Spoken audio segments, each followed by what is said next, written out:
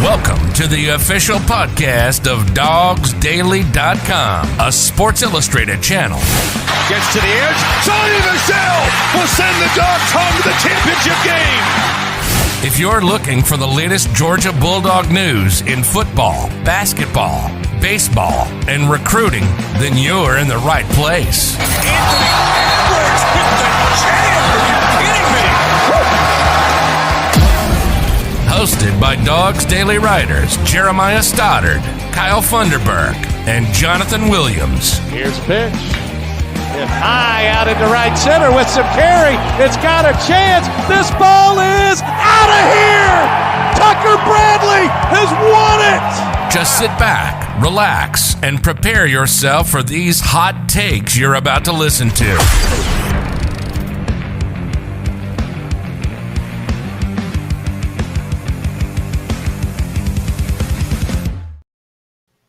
All right, welcome back to another episode of Classic City Sports. Big day around college football today. It is early signing day, so lots of big news there for Georgia fans and college football as a whole. As you can see with the title, National Signing Day did change college football this year. It's very different in my opinion. There's a lot of stuff, and we'll get into the details of why college football has drastically changed that we saw as of today. You know, some big things happening today. Some updates through the transfer portal this year as well. This past week, there's some big moves there across the SEC as well. Big names like Spencer Rattler going to South Carolina. So we're going to talk about a few things in that general area as well. Got to talk about Dan Lanning. Congratulations to him. He's out there, getting a head coaching job out at Oregon officially this week. So we're extremely excited for him as well. But I'll go ahead and get everything kicked off. Early signing period has begun, so we get to see how that's going. And Jonathan, what was your initial reaction? Man, I love signing day. I remember growing up, I made it a tradition from the time I was in 7th grade until I graduated high school. I would skip school on signing day and National Signing Day or early National Signing Day. I would skip school, stay at home. I'd have my laptop. I'd be glued into ESPN, flipping through channels where I was committing. It didn't matter. I just loved it. I grew up loving it, and so I still really love it. Now today, I really didn't get to indulge into it as much as I'd like to. Got to make money sometimes, got to take care of work and whatnot. But kind of anticlimactic in a sense for Georgia. You got a lot of the guys that you expected to, and then also you miss out on some guys like Kamari Wilson. And then they were pushing hard for Deon Bowie, who just announced that he's going to be staying at Texas A&M, playing safety there. Georgia recruited him as a wide receiver. So in a sense, you didn't get the big splashes. There was some speculation that maybe Travis Hunter would come to Georgia. We saw how that unfolded. That was the biggest story of the day. We'll have to talk about that more, of course, later. But, I mean, it's still National Signing Day. Great to see that kids are getting to pursue their dream. This is a big day for kids. And that's what you really have to always remember when talking about signing day is that these kids are making their choice where they feel the most comfortable, where they want to be. And so you have to remember, this should be all about the kids. Yes, it's great being a fan. You always want the kids to come to your school, of course, but you also have to remember, if you were in this person's position, you have to understand, they're weighing so many different options, and they ultimately have to go to the place that they feel is best for them. So wherever that is, you just hope they make the right choice, and you have to go with it, and you have to congratulate them because this is a big deal for them. So. Yeah, and I'll use this as a brief statement too, because we always talk about that on this program here. Is we're big supporters of the player movement, player mobility, going with what's best for them. So whatever program they felt was best for them, we push hard for Georgia, all the time. We're big supporters of Georgia ourselves, so we want every kid to go to Georgia that's a top recruit. Obviously, when they choose not to go to Georgia, it's not going to be Debbie Downer on here. Yeah. You're not going to hear us sit here and talk bad about a kid. There's no point in that. They're going to better themselves at another program to try to get to the NFL like their lifelong dream is. So we don't hate on them for that at all. We just celebrate the players that do come to Georgia, right? That's right. You've got big names here as well. Malachi Starks is committed. He's been committed for a long time. He's signed. That's our biggest recruit name there, coming to play safety. You got Mikhail Williams, who's listed as a defensive lineman on there. But I was listening to him. He was doing an interview today with Brooks Austin on his live stream stuff today, and he's potentially coming in. They're talking about putting him as an edge rusher, playing that jack role, kind of like an Adam Anderson did, kind of like a Nolan Smith and everybody there. So it's little things like that today are the big wins, right? You just sit there and listen to things and just enjoy who you do have, and seeing these excitement on these kids' faces. In that interview, you can just see how happy some of these kids have been when they talk to Brooks or other people like that. And you just love to see it. And it's just an exciting time for these players. They're ready to get going. Oscar Delp, a huge tight end recruit for Georgia.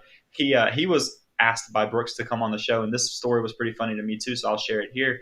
And Brooks said he reached out to him and goes, "Hey, would you come on the show and do an interview and everything like that?" And he said, "Would love to, but tomorrow is so busy for me, I don't have time." He said, "I'm signing and I'm going to Athens. I got to start bowl practice." Yeah. So he's already in Athens. Like, he signed and he's gone to Athens to start bowl practice. No, they can't play in bowl games this year, obviously. Like, he can't play, but he can be in bowl practice, and he's already on campus at UGA. That was a pretty big deal to me. I thought that was cool. Yeah, I mean, and you hit on a name that I think Georgia fans are really going to love, Oscar Delp. I mean, if you love Brock Bowers, you're really going to love Oscar Delp. And then the next year you have Pierce Spurlin as well coming in. Those are three guys. I mean, the longevity that Georgia is about to have at the tight end position is going to be really, really good. You have some really talented guys at the tight end position. Todd Hartley is recruiting his butt off. He's getting the job done. He's been a really great asset for Georgia. And then, I mean, also you got guys like Bear Alexander. At one point, people didn't know if he was going to be at Georgia. He was committed. Decommitted, kind of weighed his options a little more. Then he comes back to Georgia. You get him in the class. You got Gunnar Stockton in the class, longtime commit. Now at this point was committed to South Carolina for a little bit. Then when their head coaching changed up, he committed to Georgia. Has been committed for a long time. So still a lot of good names to celebrate in this class. Of course, I mean, if you have Kirby Smart on your staff, you're always going to have really good recruiting classes, of course. I think Jamal Adai also is ranked as the best recruiter in the nation right now. That's something to celebrate. That's a big reason why Georgia landed so many talented defensive backs in this class. I mean, still, if you miss out on a couple, you still brought in a lot of good ones. Malachi Starks being one. He's probably going to be playing in that secondary as well. So just it's still a lot of good things to celebrate. Decommitments are going to happen. Flips are going to happen. Like we said, kids have a lot of options to weigh in on. And Brooks has talked about so many times about kids going to signing day, and they truly do not know where they're going until maybe 15 minutes beforehand. Kobe Dean said it on 6A The Fan a couple weeks ago, where he truly did not know where he was going until about 30 minutes before he announced his commitment. And he said the one thing that stuck out to him was that he said he shut off his recruitment because his team was fighting for a state championship. And so he really didn't open it back up until after they won the state championship. And he said Kirby Smart was the first one to call him that morning after the state championship. So a lot of these guys really just don't know. They're having to really think about a lot of things. It's a big decision where you're going to spend the next 3 or 4 years of your career. So, just got to take that in hand. But still, like we said, a lot of big names, great recruiting day for Georgia, really closing out this 2022 class strong, and then whoever else they'll get in January or February. So, absolutely. And a YouTube comment from Dean. What's going on, fellas? We appreciate you watching. Thank you for being – and thank you for listening to the show and keeping up with us today. But yeah, it's one of those things that it's a huge lifelong decision that they're making, because you got to, and I say it like that because the decision they made today that they signed dictates how their future will play out, no matter where they went. Like, if they made the right decision, they'll have, they could have a great career. They could end up in the NFL. They could have chose the wrong school potentially and not get the development that they need and end up not making it to the NFL like they could or something like that. So this decision weighs on them for that reason very heavily. Like, it's an important decision for them to make. And it's hard, and I'm sure their phones are blowing up for months on end about this, where they're going, what they're doing, especially for these big name recruits out there. Absolutely. And, it's a hard thing to do. And then you think about like this past weekend, right? There was a huge recruiting weekend for Georgia football. They had a lot of names, a lot of players on campus for that last little visit before signing day. And guess what? Dan Lanning is officially gone, which we'll talk about him specifically a little bit later in the show. But you got to think about that. That makes those players, some of them sit back and go, this is a tough decision. Once again, that he may have been very heavily involved in the recruiting process, and they might be like a little bit hesitant on it and say, I don't know if this is the right call for me. That's I've really liked him. Now he's gone. I was really wanting to play for him because I felt like he could develop me, that kind of stuff. So you got to be concerned about that kind of thing. But at the same time, one thing that I would tell recruits, and that I'm sure a lot of the coaches will tell them, is you're going to have coaches leave throughout your career. If you're there for 4 years, you're not going to have the same defensive coordinator most likely. You're not going to have the same position coach most likely, especially at a program like Georgia, because you're going to have your defensive coordinator or offensive coordinator leave for bigger and better jobs down the road. You're going to have position coaches get promoted into bigger and better jobs as coordinators and stuff like that. We assume that Glenn Schumann is going to be getting promoted somewhere. If it's not Georgia as a defensive coordinator, he'll probably be going somewhere else as a defensive coordinator this season because he's earned that right at this point. So it's you got to expect that, but at the same time, you could see the hesitation from players deciding where they're going to go because of it. Yeah, and I think also now with coaches jumping ship a lot too, you have players jumping ship. I mean, the transfer portal has hit prime transfer portal. I don't think we've ever seen anything like it, like we have so far this year. So many quarterbacks, really, really good quarterbacks entering the portal right now. USC's quarterback entered it. Spencer Rattler has entered the portal. Zach Calzada entered the portal. I mean, there's that one surprised me. Yeah, there's a lot of surprising really ones. I mean, you're talking about the guy that was Texas A&M starter. Now, of course, after injury earlier in the year, but still, he was a starter for like 90% of the games, and he's entering the portal going somewhere else. He played well, too. Yeah, he didn't play horribly at all. So it's crazy to see that. And now you have Spencer Rattler. He's going to South Carolina. Maybe Caleb Williams follows Lincoln Riley out to USC. I don't think he's officially in the portal or anything like that. So, of course, that's just speculating. But that's kind of something that you have to follow along now is that, okay, now that you have coaches jumping ship, maybe with the transfer portal now, you're going to see players just following their coach now because they have the ability to do that. If they really like a guy and then he gets a head coaching gig somewhere, maybe they say, well, I really like him. I'm going to follow Coach Lanning out to Oregon. Maybe some Georgia players are have that mindset. I don't know. But I think it's something that you definitely have to consider. And then also along with that, with early National Signing Day being on December 15th, and then like Georgia's season not being potentially over until January 10th, like you have to factor that in now. Like, okay, like how many spots are we going to have available? Like we want to make sure that maybe we want to grab like 5 guys from the portal this year to add onto our depth chart. So you have to factor that in. And it's kind of crazy to think about managing a roster at this moment in college football because there's so much stuff to think about, especially with throwing in the extra COVID year now. You have to think about that. I mean, every single player gets an extra year. Stetson Bennett has an extra year next year. I mean, he technically could come back, Yeah, there's guys that will be in college football for a long time. JT Daniels technically has 2 more years of college eligibility because of it. Yeah, he could play for a few years. So, I mean, you have to factor that in now as well. There's just a lot going on in college football. It's crazy. Transfer portal is adding into it. NIL is going crazy right now. First time we've really seen that in recruiting. Had a big splash of that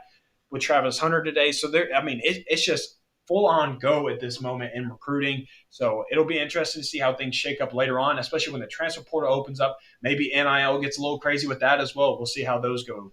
Yeah, and I'm glad you just brought up Travis Hunter because he's a big name, and honestly, between him and Quinn Ewers from Ohio State are the reasons that I named the title of this episode what I did, because what they've done and the movement and the different things that they've done has showed me that college football has completely changed already. From the NIL stuff being put into place this July, this is the first recruiting class that we're getting to see and how it's impacted the game. And it truly has impacted the game. And I'm not saying it's necessarily for a negative overall. We support players doing what's best for them.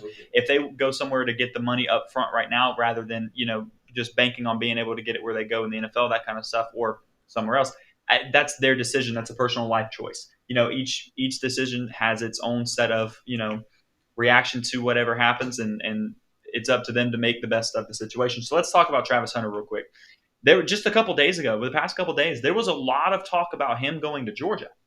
Him flipping from Florida State, because that's where he was committed, from Florida State to actually coming to Georgia. I mean, for the last 5 months, it seems like it's either FSU or Georgia. There's nobody else in the mix, it seemed like. So, and then late last night or early this morning, all of a sudden you started hearing talk about Travis Hunter going to Jackson State University in Mississippi. They're an FCS school. Yeah. We're talking about the number 1 recruit in the college football. Yeah. Like literally the number 1 recruit in college football, ranked number 1 on 24/7 and all these other websites. And he chose to go to an FCS school because of NIL.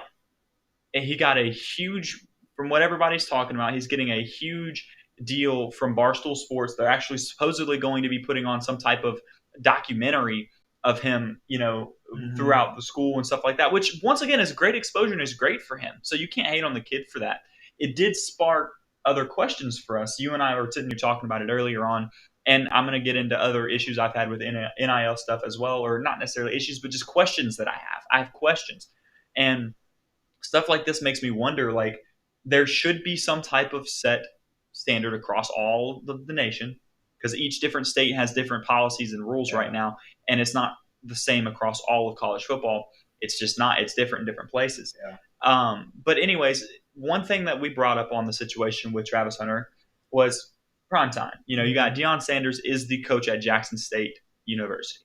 So that's a big deal for him, right? It is. He's a defensive back. He's choosing to go to a school. Yes, NIL money was a big part of it too. But I think the only reason I think he would have chosen to go to that school as well is because of Deon Sanders. I don't think if there was another coach in that position, he got the same NIL offer, that he would have chosen to go to an FCS school. I think that's a very important detail of this whole story, because I genuinely don't think he chooses to go to that school if it's not for Deon Sanders, even with the NIL stuff, because NIL, there's two reasons for that, really. NIL stuff, he could get anywhere. He was the number one recruit in the nation. He's going to get some type of NIL deal wherever he goes. He may not get the Barstool Sports one without Deon Sanders, because Deon Sanders is affiliated with Barstool Sports, heavily affiliated with Barstool Sports. He interviewed late yesterday before today and said that he had this surprising stuff coming today, wearing a Barstool Sports hat. Pretty telling now that we look back on it, right? And then also Deon Sanders being the reason he went to the school for a coaching side of it too, being one of the best to ever do it. Like that, to me, like those two things are directly connected to Deon Sanders. And that's why he chose this school. That's my opinion on it. I think that's the reason, though. I think it both of the situations point back to Deon Sanders. Yeah, I mean, absolutely. I mean, and you can't even blame Travis Hunter for wanting to go play for Deon Sanders. I mean, we're talking about not at all the definition of a dual athlete. I mean, he did it all. He was really good at it too, especially just because of the type of player that Travis Hunter is as well. He played on both sides of the ball at Collins Hill during high school. So, I mean, you're talking about a guy that is kind of similar to the way Deon Sanders was throughout his career. So you really can't blame him at all for wanting to go play for Deon Sanders.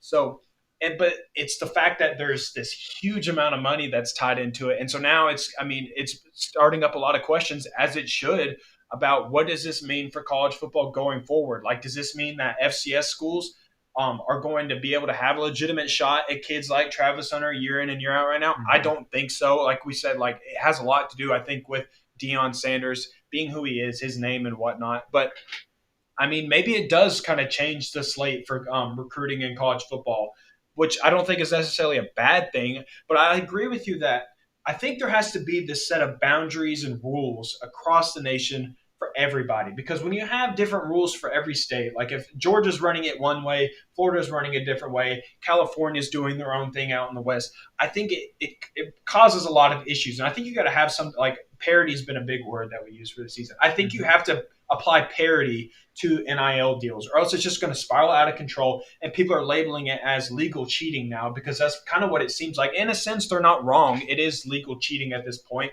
We've sat on here before and talked about how the NCAA is organized crime.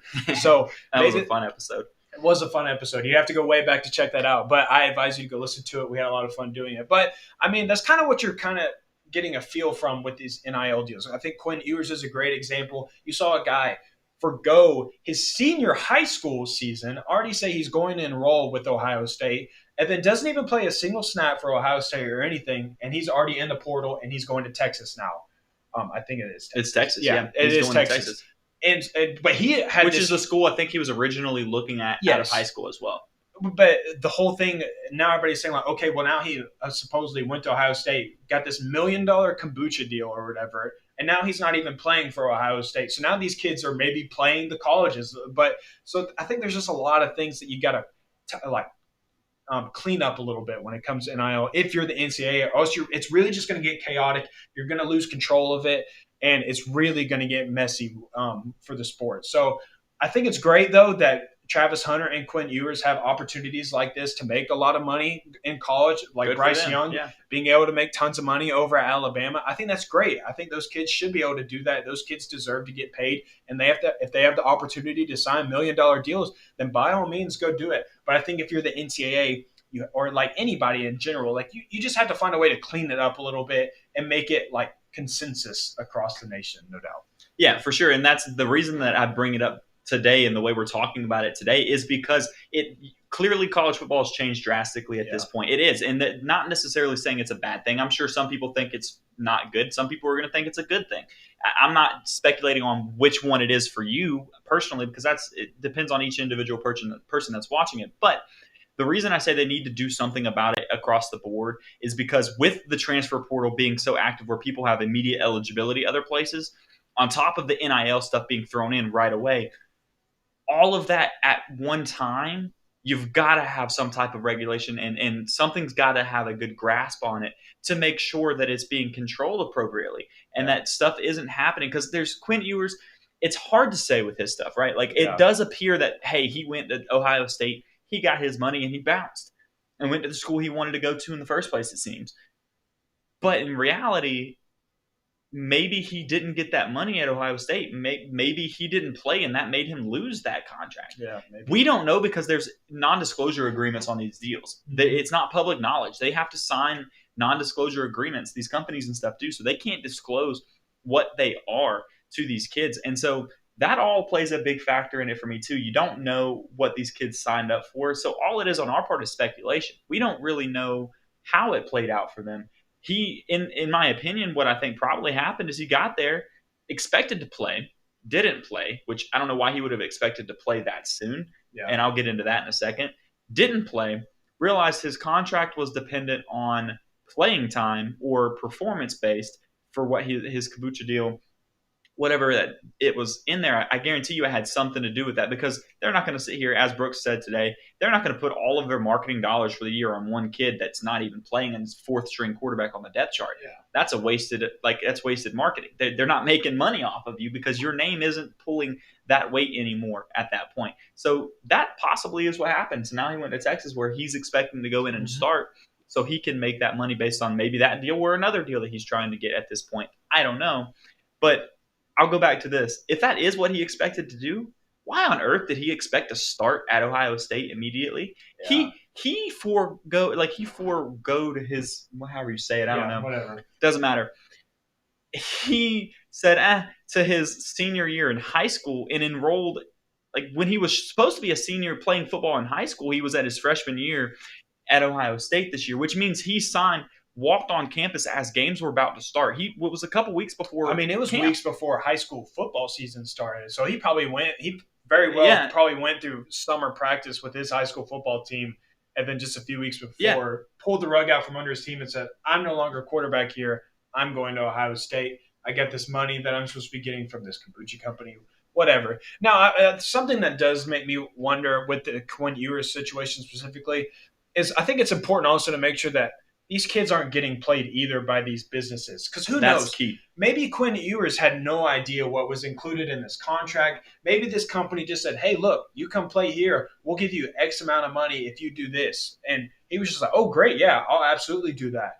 And then they're like, oh, well, by the way, on the 5th page of this contract, page 60 of your Article 5, Section 4, it says that you have to do this, and that was not fulfilled, so therefore you no longer get your money. Yeah. I think it's important that we make sure that the kids are getting treated fairly as well, which I'm sure a lot of programs are doing. I think surely they're advising. They're supposed to be, yeah. Yeah, they should be. They should be advising these kids with their deals and whatnot. Think about like Georgia has like the clearinghouse set up that supposedly the whole point of what they're doing is to try to protect the players and kind of help control it on an in-house basis on there. For current athletes, the problem is he was not a current athlete. That's what I was about to say, is that he was not at Ohio State. So maybe he didn't have access to that yet. He wouldn't have, I would assume. So maybe that's kind of what you're seeing with that situation specifically. So maybe it may not be fair to go after him necessarily and say like, oh, well, you just like basically screwed over 2 teams. You screwed over your high school team. You're screwing over Ohio State now, and now you're playing at Texas.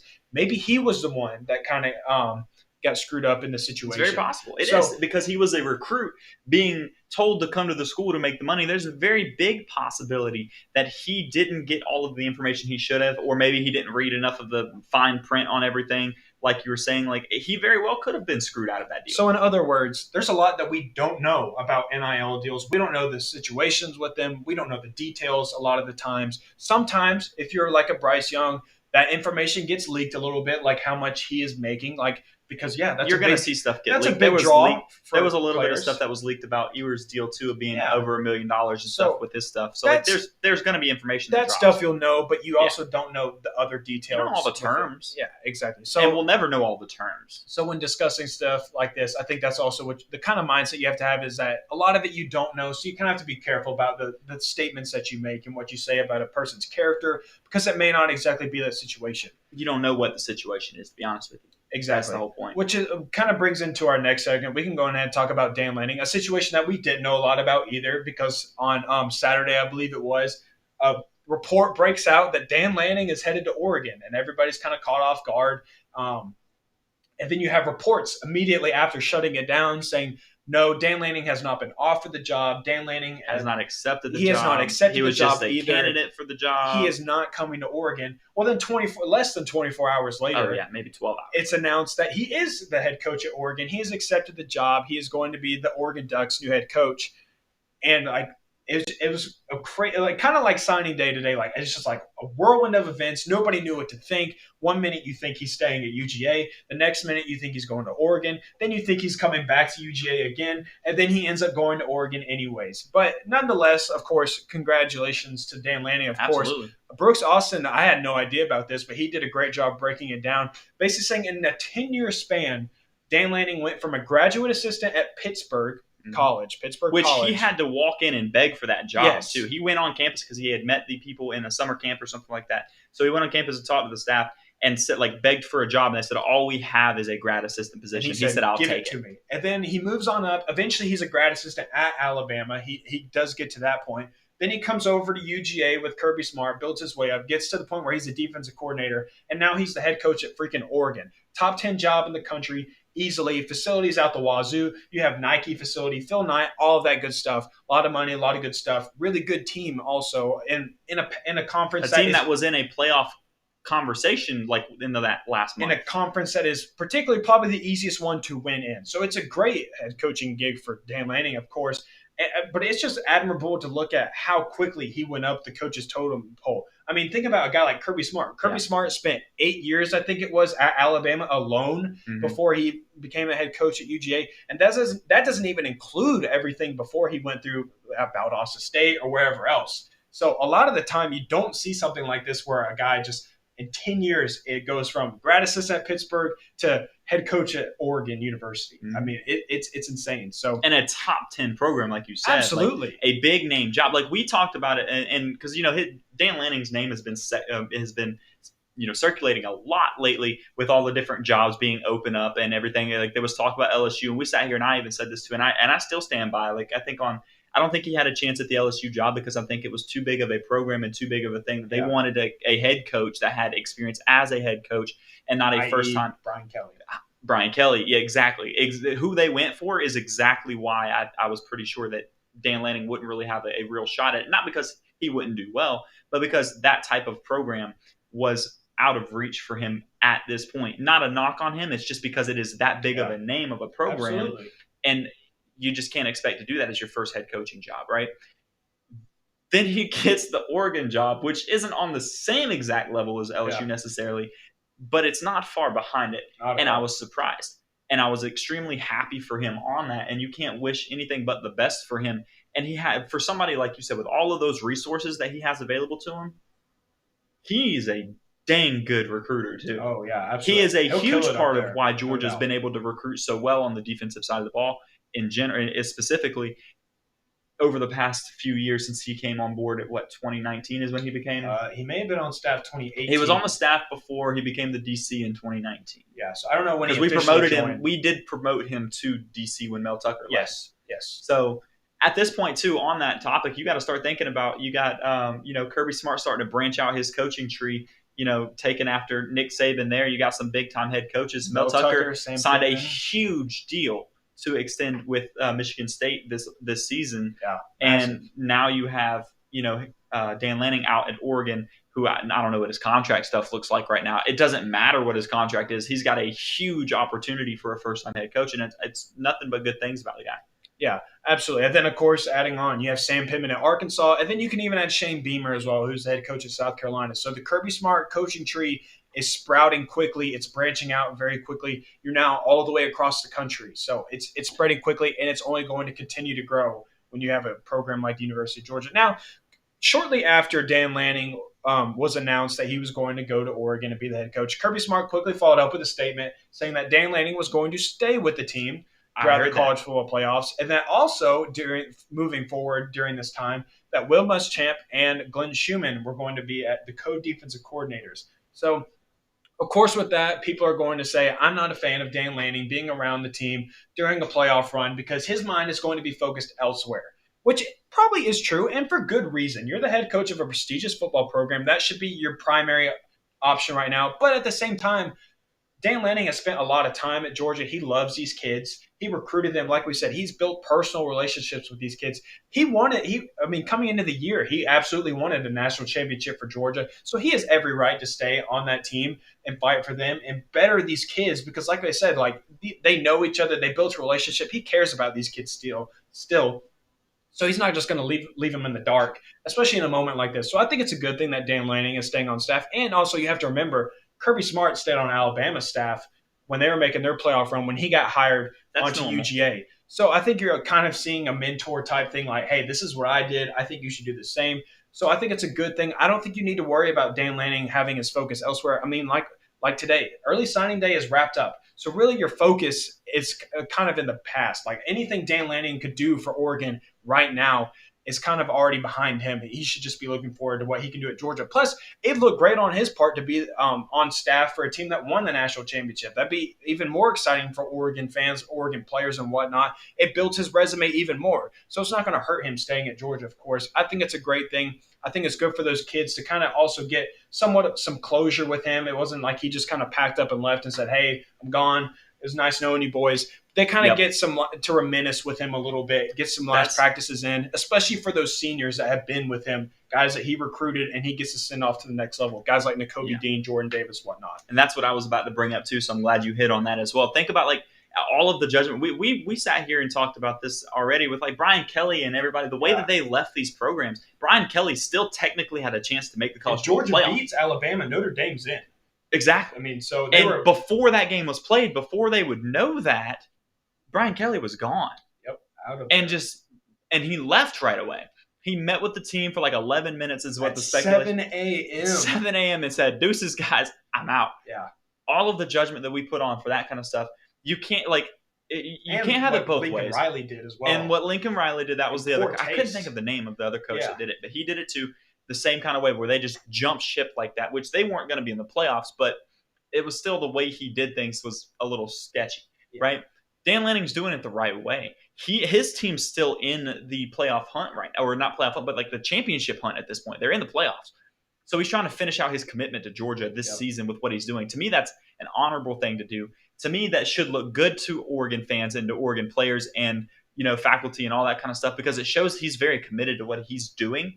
And he's still got something to play for. So he's still very actively involved in it, and he should be. And, there's going to be some focus on there. Yeah, he's been on planes flying back to Eugene, Oregon to do interviews and press conferences and stuff like that at this point. And, yeah, he's had some stuff to do with recruiting and stuff like that. Early signing day is over now. Yeah, he's still got some recruiting stuff because February comes around. He's going to have to, national signing, the official signing day, which is really just like pick up the scraps signing day of the few big players that whoever held out and whatnot. Players that held out that didn't want to sign just yet, but like classes are almost full. I think earlier I looked at it. Georgia had 22 signed letter of intents already. Yeah, that's a pretty. It's not full, but there's still some room there. But like that's a lot of your recruiting classes already taken care of on early signing day versus national signing day. So he'll have some to do there. He will.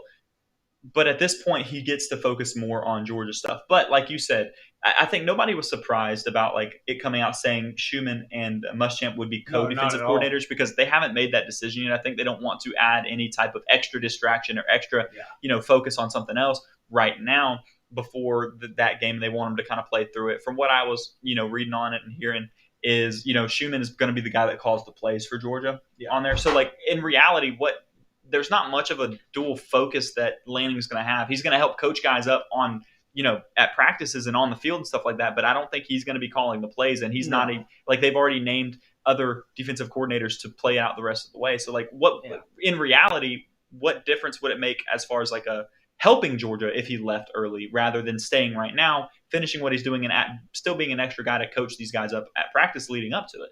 Plus, I mean, you get to kind of have a look at what Glenn Schumann would look like. As I know, he's been listed as a co-defensive coordinator with Lanning for not for a long time, but for the last few years. So he's kind of already in a role that he's been accustomed to. But you kind of get a glimpse of what he looks like as the primary play caller for Georgia's defense. And then who better to pair him up with than a guy like Will Muschamp, who has experience at being a defensive coordinator, being a head coach as well. So you kind of get a perfect pairing with that. And then also Dan Lanning still on staff who can help him out a little bit, show him the ropes of how he did it. So there's not going to be any drop off. I don't think there's going to be any distractions. I think Georgia's entire mindset, of course, is going to be winning a national championship, just like it has been this entire season. So I don't think you're going to be seeing anybody's focus kind of changing on a guy quitting on them or a guy leaving them. So I think it's kind of the perfect mix, in my opinion. You get to look at Glenn Schumann as your defensive coordinator. Maybe that's where you go once the season is over, and then you kind of maybe consider like, what does Will Muschamp look like in that type of role with us? I know we've seen him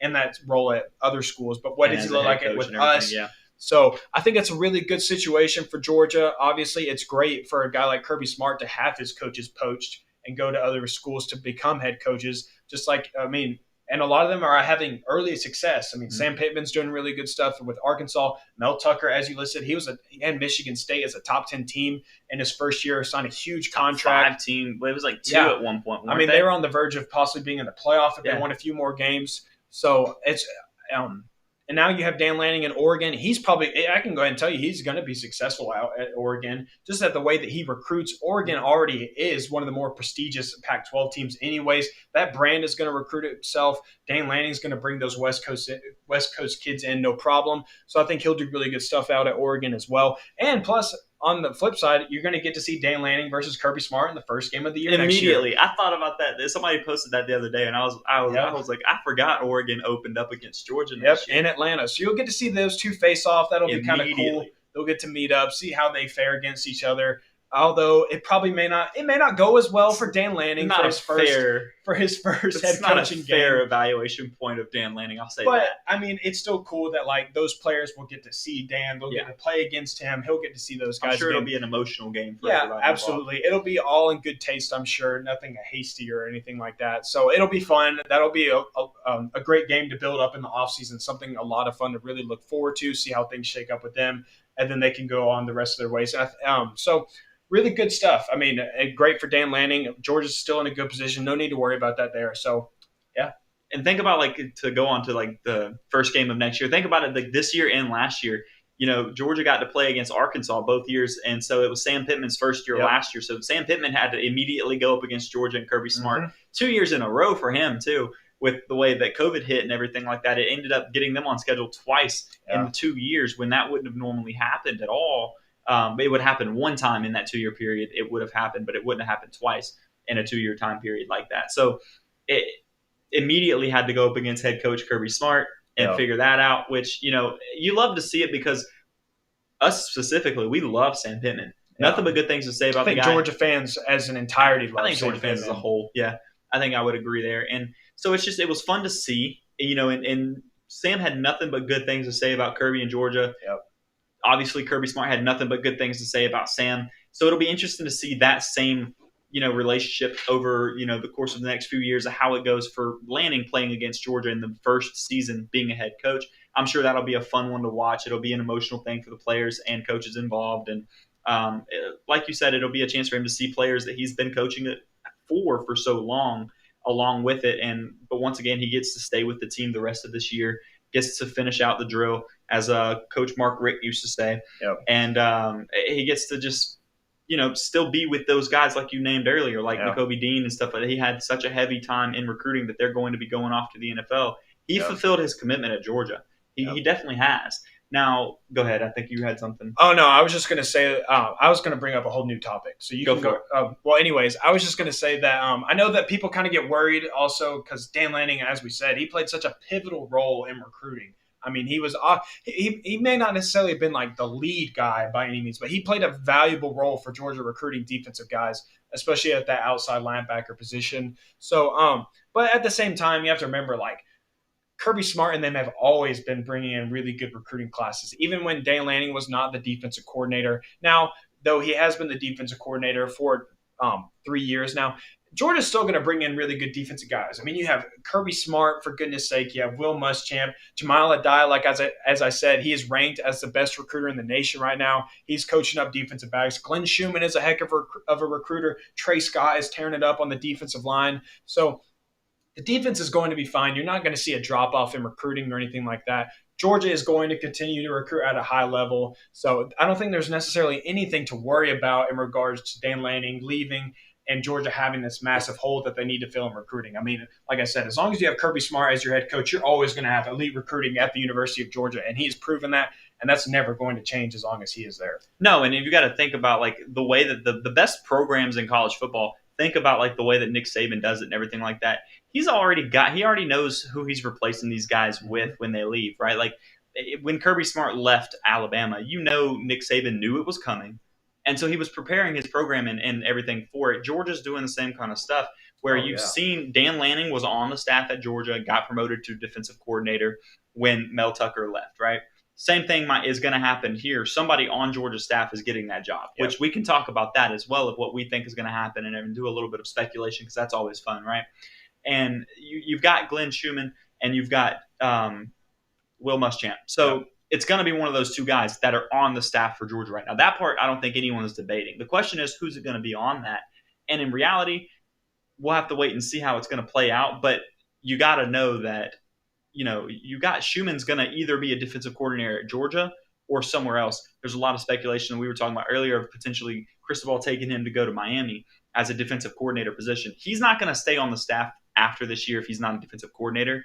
That's not a knock on him. It's because he's got a chance to do that somewhere else. So he's got to develop. Kirby Smart's got to do one of two things to keep that from happening. Either throw a bag at him to stay as, the linebacker coach and co-defensive coordinator like he's done so far, give him that raise that makes it worth sticking around a little bit longer, or you got to promote him to a defensive coordinator. Otherwise, you got to be okay with the fact that he's going to go somewhere like Miami. I think something you touched on, though, I think that's a huge part of why Georgia has been so successful is that Kirby Smart has instilled consistency, not only with his program, but with his coaching staff as well. I mean, when Jim Chaney left, although it was not the most popular hire by any means, but I mean, you also have to take into the fact that he didn't have a lot to work with, but James Coley came up from within the program and was promoted at offensive coordinator. Didn't last very long. Todd Monken came in long, but still, it's been a trend. Like we said, Dan Lanning was on staff when Mel Tucker left. He got bumped up to defensive coordinator. I think that's a big thing that Kirby Smart has the ability to bring in familiar faces and promote them and keep them around the program. You're not losing guys typically. So I think that's huge for them that he has the ability to do that. And he's always thinking one step ahead. Kirby Smart being able to go get Will Muschamp and add him on as an analyst. And although it's just an analyst, he eventually got promoted to special teams coach during the season with Scott Strickland being out for a little bit. Not Scott Strickland, but Cochran. When he was missing. Too many Scotts. Yeah. But so Will Muschamp got to go in, and so he had an on-the-field role. And now you have him as an option to be your team's defensive coordinator. I don't know if they go that route. Personally, I probably think it's going to be Glenn Schumann, just my personal opinion. That's kind of what I want to see. That's just me. Yeah, that's just me basing it off my own opinion. I think Glenn Schumann is someone that you have to keep on staff. So I think that's probably the route they're going to go. Just also knowing who Kirby is. Glenn Schumann's been around the program longer than Will Muschamp has been. So I think you have to take that into consideration as well and just what Glenn Schumann offers to this program. Will Muschamp offers a lot. But I think those two, just like the longevity of what Glenn Schumann has provided this team with, I think that's going to be a big factor. And who they decide to hire as their defensive coordinator. Nonetheless, though, you're in a position where you can't go wrong with either if you do decide to pick one. Absolutely. You either got Will Muschamp, who has a lot of success as a defensive coordinator. He has really good defenses. Even when he was at Florida, and Florida wasn't necessarily good, he still had really good defenses every single year at that school. So Georgia would be fine with him. And then also with Glenn Schumann, heck of a recruiter, really instills the defense on a cerebral side of things, getting those guys to develop and understand the defense that they're trying to run. So that's huge for them. So like I said, you can't go wrong with either, and you're in a position like that because of Kirby Smart instilling consistency and providing his staff with the option to bring up guys, promote them within the program, keep familiar faces around. It's not just big for the program, it's big for players as well to know that they are going to see a familiar face still calling the shots, a guy that they already trust, a guy they've probably already talked to if you're a recruit. you know him. So it's good to see that as well, that you're keeping familiar faces in the building, and it helps you in all aspects. That's what saves you when you have something like this happen in the middle of early signing day. That comment right there is exactly why Georgia's still okay and people aren't as concerned. There are some people that were concerned, but not as many out there that are super concerned about it. You've got the same, Dan Lanning's gone. Somebody that's taken his job is somebody that's at the staff, still on the staff at Georgia right now. So it'll be a familiar face, like you said, that takes over, that's still their coach. So I'm sure that's a huge selling point, right? Like when all of that stuff came out about Lanning, I'm sure Kirby Smart's first response to the players that actually did have concerns about it were like, hey, we still got Will Muschamp and we still got Glenn Schumann. One of those guys is going to be your head coach or your defensive coordinator. Mm-hmm. You know them already. You've talked to them already. You like them. Yep. You know what you're getting into still. It's still the same program. It's still the same staff overall, like outside of Dan Lanning leaving. You still get to see those same guys. It's not going to be a bunch of, things like that coming up. So I think that is huge when you have early signing day happening right when all of that change happens as well. That is a big deal. It would be for me. Once again, you're going to see coaches leave during your career wherever you're playing. Mm-hmm. But you gotta you'll see a lot of people stick around too. So that's the big thing for it. Now, one thing I'm going to jump back to one other thing, and this will be the last thing we can talk about or that I have to say. And speaking of coaches leaving and stuff like that, in the day and age of the transfer portal, like you mentioned earlier, you could see players start to leave with these coaches to go follow them and stuff. The same way you see like a defensive coordinator go be a head coach somewhere and then they pick off coaches from the staff kind of thing. You could see players go with these coaches as well because they have immediate eligibility to play other places and stuff like that. Things like that could be a huge deal for players like Travis Hunter, who just signed with Jackson State University because of Deon Sanders. Yeah. When Deon Sanders eventually leaves in the next couple of seasons, I would bet you see Travis Hunter go to a different program. At least I could see him following Deon Sanders at that point because he wants to be coached by Deon Sanders. Mm-hmm. And so then it would be at a bigger program, which would be good for him. Mm-hmm. But at the same time, if Jackson State is where he's playing and Deon's not there, I don't think he wants to be there. I said that at the beginning of the show. I think that Deon Sanders is the reason he went. Even with all the NIL stuff and everything like that, I think Deon Sanders is the reason he chose to go to an FCS school over a Power 5, Georgia, Alabama, Ohio State, all these big name programs out there. He chose, or Florida State and stuff like that is where he was actually committed originally. He chose to go to the FCS school because of him. So in the day and age of the transfer portal and coach mobility being the way it is, that player mobility, I'm sure we'll start seeing players like him follow head coaches when they go places. Well, yeah, I mean, it's just how college football is changing. I mean, that's why we titled this episode what it is. That's what you're seeing with NIL. That's what you're seeing with the transfer portal. That's what you're seeing with recruiting right now. But Greg McElroy brought up a great point today. He made a tweet talking about when he was at Alabama, how recruiting looked. He's like, this is how recruiting has changed in the day and age. Maybe back in 2001, everything was about like the school, like the tradition of the program, the coach who was there. Fast forward 10 more years to 2011. What it was basically like is, okay, where does this school get me NFL-wise? Like, how can they get me to the next level? How are they going to develop me? Now priority has shifted to who's going to get me the most money possibly, like who's going to bring in the most marketability for myself, who's going to make me appealing to all these other like companies or whatever who can sign me to a massive deal. That's kind of what it's just goes to show you, like, college football is always going to be changing. It's always going to be shifting. Things are always going to be going in so many different directions that's going to be crazy to follow. But nonetheless, college football is going to be okay. It survived the last 20 years, like I just said. From 2001 to 2021, college football looked completely different. Had a BCS championship back in 2001. Now you have the college football playoff, expanding to 12 probably soon. So it's always going to be changing. It's always going to be on the move. It's always going to be looking to improve in some aspect, but it's going to survive. You're going to adapt. So while the NIL may not seem something that's appealing to you, or the transfer portal may not be appealing to you as of right now, I'm sure you'll just grow into it. You'll adapt to it like we have everything else with college football. And it's just going to make the sport even more fun, I think, eventually, especially if they find a way to grasp it and really, like I said, or like we talked about, make an equal playing ground for everybody when it comes to signing NIL deals and whatnot. But that they have to do. Yes. But other than that, that is all I have. Yeah. last thing too, hot take time. Ready? Oh, So when is it that college football will be 12 teams or whatever? There was like a earmark because of the current contract. Was it 2025 or something like that? It's soon. I know it's that in the next much. couple of seasons. Yeah. It's probably sooner than that when it's all said and done. This is the hot take. If it is in the next couple of seasons, Dan Lanning's going to have his Oregon Ducks in the college football playoff the first year they expand.